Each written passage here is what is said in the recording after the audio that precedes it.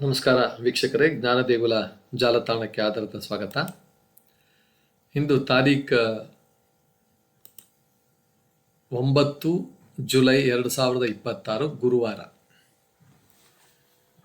ಶಾಲಿವಾಹನ ಶಕ 1949 ಪರಾಭವನಾಮ ಸಂವತ್ಸರ ಉತ್ತರಾಯಣ ನಿಜ ಜ್ಯೇಷ್ಠ ಬಹುಳ ದಶಮಿ ಗುರುವಾರ. ಇನ್ನೊಂದು ವಿಶೇಷ, ಇಲ್ಲೊಂದು ವಿಶೇಷತೆ ಇದೆ. ಸಂಪೂರ್ಣವಾಗಿ ವಿಡಿಯೋ ನೋಡಿ ಆ ವಿಶೇಷತೆ ಏನು ಅಂತಕ್ಕಂಥದ್ದನ್ನು ನಾನು ಇಲ್ಲಿ ಮುಂದಕ್ಕೆ ಅದನ್ನು ವಿವರವಾಗಿ ನೋಡೋಣ. ನಕ್ಷತ್ರ ಅಶ್ವಿನಿ ನಕ್ಷತ್ರ. ಚುರುಕುತನ, ಆರೋಗ್ಯ ಮತ್ತು ಹೊಸ ಆರಂಭಗಳಿಗೆ ಶುಭಕರವಾದ ನಕ್ಷತ್ರ. ಯೋಗ ಸುಕರ್ಮ ಯೋಗ, ಸತ್ಕಾರ್ಯ, ಸೇವೆ ಮತ್ತು ಧರ್ಮಾಚರಣೆಗೆ ಅನುಕೂಲಕರವಾದ ಯೋಗ. ಗರಜಕರಣ, ಕಾರ್ಯಗಳಲ್ಲಿ ಸ್ಥಿರತೆ ಮತ್ತು ಪರಿಶ್ರಮಕ್ಕೆ ಸಹಾಯಕ ಕಾರಣ. ಸೌರಮಾನದ ಮಿಥುನ 24ನೇ ದಿನ. ಜ್ಞಾನ, ಸಂವಹನ ಮತ್ತು ಚಿಂತನೆಗೆ ಅನುಕೂಲಕರವಾದ ಸಮಯ. ಮಧ್ಯಾಹ್ನ 1:30ರಿಂದ 3 ಗಂಟೆ ತನಕ ರಾಹುಕಾಲ ಇರುತ್ತೆ. ಇಂದಿನ ವಿಶೇಷತೆ ಗುರುವಾರ, ಗುರುಭಕ್ತಿ, ಜ್ಞಾನ ಮತ್ತು ಧರ್ಮಾಚರಣೆಗೆ ಮಹತ್ವದ ದಿನ. ವಿಷ್ಣು ಸ್ಮರಣೆ, ಗುರುವಂದನೆ ಮತ್ತು ಪಾರಾಯಣಗಳಿಗೆ ಇದು ಅತ್ಯಂತ ಶುಭಕರ ಸಮಯ.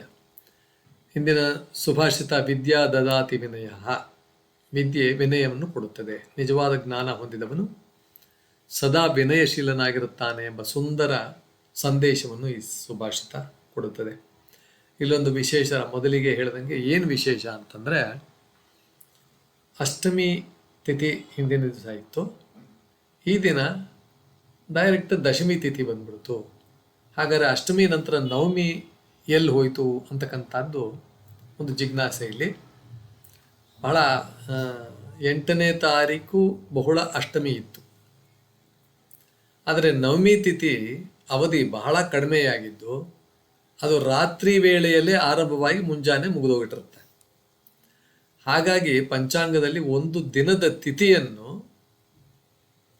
ಇದು ಮುಗಿದೋಗಿರೋದ್ರಿಂದ ಸಾಮಾನ್ಯವಾಗಿ ಒಂದು ತಿಥಿನ ಸೂರ್ಯೋದಯದ ಸಮಯದಲ್ಲಿ ಇರುವ ತಿಥಿಯ ಆಧಾರದ ಮೇಲೆ ಸೂಚಿಸಲಾಗುತ್ತದೆ.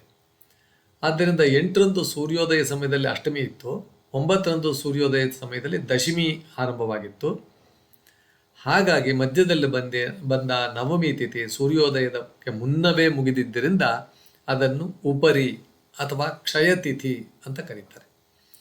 ಕ್ಷಯ ಅಥವಾ ಉಪರಿ ತಿಥಿ ಅಂತಕ್ಕಂಥದ್ದು. ಸರಳವಾಗಿ ಹೇಳೋದಾದರೆ, 2 ಸೂರ್ಯೋದಯಗಳ ಮಧ್ಯದಲ್ಲಿ ಒಂದು ತಿಥಿ ಪೂರ್ಣವಾಗಿ ಬಂದು ಹೋಗಿಬಿಟ್ರೆ ಅದು ಪ್ರತ್ಯೇಕ ದಿನವಾಗಿ ಕಾಣಿಸುವುದಿಲ್ಲ. ಇದನ್ನೇ ಉಪರಿ ತಿಥಿ, ಕ್ಷಯ ತಿಥಿ ಅಂತ ಪಂಚಾಂಗದಲ್ಲಿ ಕರೀತಾರೆ. ಎಲ್ಲರಿಗೂ ಶುಭವಾಗಲಿ. ನಮಸ್ಕಾರ.